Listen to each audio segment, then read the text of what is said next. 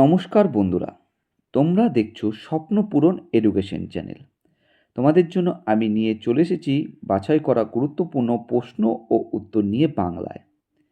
তোমরা যদি আমার চ্যানেলে নতুন হয়ে থাকো, অবশ্যই তোমরা কিন্তু আমার চ্যানেলটিকে সাবস্ক্রাইব করে নেবে এবং তোমরা কিন্তু প্রশ্নোত্তরগুলো দেখা মাত্রই কিন্তু উত্তর করার চেষ্টা করবে। এবং আমার চ্যানেলটা যদি তোমরা সাবস্ক্রাইবার হয়ে থাকো, অবশ্যই একটি লাইক, কমেন্ট ও শেয়ার করে দেবে। তোমাদের আপকামিং পরীক্ষার জন্য এই সমস্ত প্রশ্ন উত্তরগুলো কিন্তু খুবই গুরুত্বপূর্ণ। যেমন তোমাদের পঞ্চায়েত পরীক্ষা এবং আইসিডিএস, কেপি কনস্টেবল মেন্স এবং আপকামিং পুলিশের সমস্ত পরীক্ষার জন্য এই প্রশ্ন উত্তরগুলো কিন্তু খুবই গুরুত্বপূর্ণ। তাই ভুলেও কেউ ভিডিওটা স্কিপ করবে না, পুরো ভিডিওটা অবশ্যই মনোযোগ সহকারে দেখবে এবং প্রশ্নগুলো দেখা মাত্রই কিন্তু তোমরা উত্তর করার চেষ্টা করবে কমেন্ট বক্সে। তাই আর দেরি না করে চলে আসি আজকের প্রথম প্রশ্নে। আজকের প্রথম প্রশ্ন, ভারতের প্রথম বায়োস্ফিয়ার রিজার্ভ কোনটি? তোমাদের সামনে কিন্তু দেখো চারটে অপশান দেওয়া রয়েছে। চারটে অপশানের মধ্যে সঠিক উত্তরটি হয়ে যাবে কিন্তু এখানে অপশান বি, নীলগিরি। নীলগিরি কিন্তু ভারতের প্রথম বায়োস্ফিয়ার রিজার্ভ। এটি কিন্তু 1986 সালে কিন্তু এই নীলগিরি বায়োস্ফিয়ার রিজার্ভটা কিন্তু ঘোষণা করা হয়েছিল, যে প্রথম বায়োস্ফিয়ার রিজার্ভ 1986 সালে কিন্তু ঘোষণা করা হয়েছিল নীলগিরিকে। পরবর্তী প্রশ্ন, 2 নম্বর প্রশ্ন, ভারতের ম্যাগনা কাটা নামে কোন আইন পরিচিত? তোমাদের সামনে দেখো এই প্রশ্নের জন্য চারটে অপশান রয়েছে। চারটে অপশানের মধ্যে কোনটি সঠিক উত্তর হবে তোমরা কিন্তু অবশ্যই কমেন্ট বক্সে কমেন্ট করো। তারপরে কিন্তু আমি তোমাদের উত্তরগুলো বলে দেব। এখানে কিন্তু 2 নম্বর প্রশ্নের সঠিক উত্তরটি হয়ে যাবে option B, charter act 1833। Charter act 1833কে কিন্তু ভারতের ম্যাগনা কাটা আইন নামে পরিচিত। এই আইনের মাধ্যমে ভারতের প্রশাসনে গুরুত্বপূর্ণ কিন্তু পরিবর্তন আনা হয়েছিল। পরবর্তী প্রশ্ন, 3 নম্বর প্রশ্ন, ভারতের প্রথম লোকপাল কে? এই প্রশ্নের জন্য দেখো তোমাদের চারটে অপশান দেওয়া রয়েছে। চারটে অপশানের মধ্যে সঠিক উত্তর কোনটা হবে তোমরা কিন্তু কমেন্ট বক্সে কমেন্ট করো। এই চারটে অপশানের মধ্যে এখানে কিন্তু সঠিক উত্তরটি তোমাদের হয়ে যাবে অপশান বি, বিচারপতি পিনাকি চন্দ্র ঘোষ। ভারতের প্রথম লোকপাল ছিলেন বিচারপতি পিনাকি চন্দ্র ঘোষ। ইনি কিন্তু 2019 সালে কিন্তু এই প্রথম লোকপাল হিসাবে নিযুক্ত হন। ভারতের প্রথম লোকপাল হিসাবে কিন্তু তিনি নিযুক্ত হন 2019 সালে। পরবর্তী প্রশ্ন, 4 নম্বর প্রশ্ন, পিঙ্ক সিটি নামে পরিচিত কোন শহরটি? এই প্রশ্নের উত্তর কিন্তু তোমরা সবাই জানো। এই প্রশ্নের সঠিক উত্তরটি হয়ে যাবে জয়পুর। পিঙ্ক সিটি নামে পরিচিত কিন্তু জয়পুর শহরটি। ঐতিহাসিক গোলাপি রঙের স্থাপত্যের জন্য এই শহরের নাম কিন্তু পিঙ্ক সিটি হয়েছে। পরবর্তী প্রশ্ন, 5 নম্বর প্রশ্ন, ভারতের বৃহত্তম লিগনাইট খনি কোথায় অবস্থিত? এই প্রশ্নটা কিন্তু খুবই গুরুত্বপূর্ণ প্রশ্ন। তোমাদের এই প্রশ্নের জন্য দেখো চারটে অপশান দেওয়া রয়েছে। চারটে অপশানের মধ্যে কোনটি সঠিক উত্তর হতে পারে তোমরা কিন্তু কমেন্ট বক্সে কমেন্ট করে জানাও। এখানে সঠিক উত্তরটা কিন্তু হয়ে যাবে অপশান বি। অপশান বি কিন্তু হয়ে যাবে তোমাদের সঠিক উত্তর, নেভেলি। ভারতের বৃহত্তম লিগনাইট খনি কিন্তু নেভেলিতে অবস্থিত। এই নেভেলি কিন্তু আমাদের তামিলনাড়ু রাজ্যে অবস্থিত আছে। ভারতের কিন্তু তামিলনাড়ু রাজ্যে কিন্তু এই নেভেলিটি অবস্থিত আছে, যেটি ভারতের বৃহত্তম লিগনাইট খনি। পরবর্তী প্রশ্ন, 6 নম্বর প্রশ্ন হচ্ছে, ভিটামিন বি এর অভাবে B1 এর অভাবে কোন রোগ হয়? তোমাদের সামনে কিন্তু এই প্রশ্নের জন্য দেখো চারটে অপশান রয়েছে। চারটে অপশানের মধ্যে কোনটি সঠিক উত্তর হবে তোমরা কিন্তু কমেন্ট বক্সে কমেন্ট করো।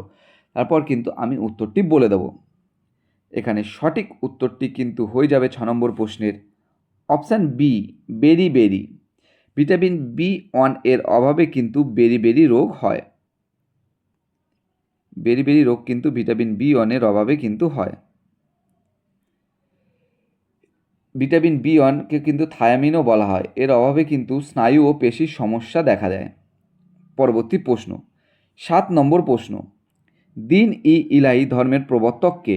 তোমাদের এই প্রশ্নের জন্য দেখো চারটে অপশান রয়েছে। চারটে অপশানের মধ্যে এখানে সঠিক উত্তরটি কিন্তু হয়ে যাবে অপশান বি, আকবর। দিন ই ইলাহি গ্রন্থের কিন্তু প্রবর্তক হলেন আকবর।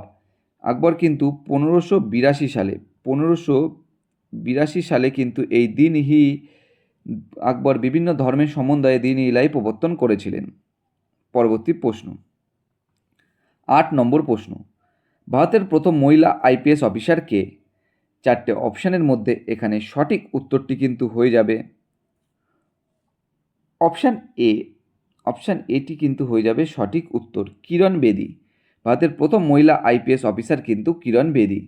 ইনি কিন্তু 1972 সালে কিন্তু প্রথম মহিলা আইপিএস হিসাবে উত্তীর্ণ হয়েছিল পরীক্ষা, এবং প্রথম মহিলা আইপিএস হয়েছিলেন 1972 সালে। পরবর্তী প্রশ্ন 9 নম্বর প্রশ্ন, সূর্য মন্দির কোন স্থানে অবস্থিত? এই প্রশ্নের জন্য তোমাদের দেখো 4টে অপশান রয়েছে। 4টে অপশানের মধ্যে কোনটি সঠিক উত্তর হবে তোমরা কিন্তু কমেন্ট বক্সে কমেন্ট করে জানাও। এখানে 4টে অপশানের মধ্যে সঠিক উত্তরটি হয়ে যাবে অপশান বি। অপশান বি হয়ে যাবে সঠিক উত্তর, কোণার্ক। সূর্য মন্দির কোণার্কে কিন্তু অবস্থিত। এই কোণার্ক কিন্তু উড়িষ্যায় অবস্থিত এবং এটি কিন্তু ইউনেস্কো বিশ্ব ঐতিহ্য স্থান কিন্তু রয়েছে। সূর্য মন্দিরটা কিন্তু ইউনেস্কোর বিশ্ব ঐতিহ্য স্থানে অধিকার করেছে। পরবর্তী প্রশ্ন 10 নম্বর প্রশ্ন, ভারতের জাতীয় আয় গণনা করে কোন সংস্থা? তোমাদের সামনে কিন্তু দেখো এই প্রশ্নের জন্য দেখো 4টে অপশান রয়েছে। 4টে অপশানের মধ্যে সঠিক উত্তরটি হয়ে যাবে অপশান সি, এনএসও। ভারতের জাতীয় আয় গণনা করে এনএসও। এর কিন্তু পুরো অর্থ হলো ন্যাশনাল স্ট্যাটিস্টিক্যাল অফিস। পরবর্তী প্রশ্ন 11 নম্বর প্রশ্ন, ভারতের প্রথম পারমাণবিক বিদ্যুৎ কেন্দ্র কোনটি বা কোথায়? বন্ধুরা, 11 নম্বর প্রশ্নের জন্য তোমাদের দেখো 4টে অপশান রয়েছে। 4টে অপশানের মধ্যে কোনটি কিন্তু সঠিক উত্তর হবে তোমরা কমেন্ট বক্সে কমেন্ট করে জানাও। আমি কিন্তু তোমাদের উত্তরগুলো কিন্তু বলে দিচ্ছি এবং তোমরা কিন্তু এই ভিডিওগুলো কিন্তু প্রশ্ন উত্তরগুলো কিন্তু মনোযোগ সহকারে দেখবে। এগুলো কিন্তু আপকামিং পরীক্ষার জন্য সত্যিই খুবই গুরুত্বপূর্ণ প্রশ্ন ও উত্তর। এবং যদি আমার চ্যানেলে তোমরা নতুন হয়ে থাকো অবশ্যই তোমরা কিন্তু সাবস্ক্রাইব করে দেবে এবং লাইক কমেন্ট ও শেয়ার করতে কিন্তু ভুলো না। এখানে সঠিক উত্তরটি হয়ে যাবে 11 নম্বর প্রশ্নের অপশান বি, তারাপুর। ভারতের প্রথম পারমাণবিক বিদ্যুৎ কেন্দ্র তারাপুরে অবস্থিত। এই তারাপুর কিন্তু মহারাষ্ট্রে অবস্থিত এবং তোমরা কমেন্ট বক্সে কমেন্ট করে জানাবে এই তারাপুর পারমাণবিক বিদ্যুৎ কেন্দ্রটি কত সালে গড়ে উঠেছিল। পরবর্তী প্রশ্ন 12 নম্বর প্রশ্ন, ভারতের নেপোলিয়ান কাকে বলা হয়? তোমাদের এই প্রশ্নের জন্য দেখো 4টে অপশান রয়েছে। 4টে অপশানের মধ্যে কিন্তু সঠিক উত্তরটি হয়ে যাবে অপশান এ, সমুদ্রগুপ্ত। ভারতের নেপোলিয়ান কিন্তু সমুদ্রগুপ্তকে বলা হয় এবং এই ভারতের নেপোলিয়ান সমুদ্রগুপ্তকে কিন্তু বলেছিল ঐতিহাসিক V.A. স্মিথ। পরবর্তী প্রশ্ন 13 নম্বর প্রশ্ন, ভারতের সর্বোচ্চ জলপ্রপাত কোনটি? তোমাদের সামনে কিন্তু দেখো এই প্রশ্নের জন্য 4টে অপশান দেওয়া রয়েছে। 4টে অপশানের মধ্যে সঠিক উত্তরটি হয়ে যাবে অপশান সি, কুঞ্চিকল জলপ্রপাত। ভারতের সর্বোচ্চ জলপ্রপাত কিন্তু কুঞ্চিকল জলপ্রপাত। এটি কিন্তু কর্ণাটক রাজ্যে কিন্তু অবস্থিত। 14 নম্বর প্রশ্ন, অপারেশন ফ্লাড কোন ক্ষেত্রের সঙ্গে সম্পর্কিত?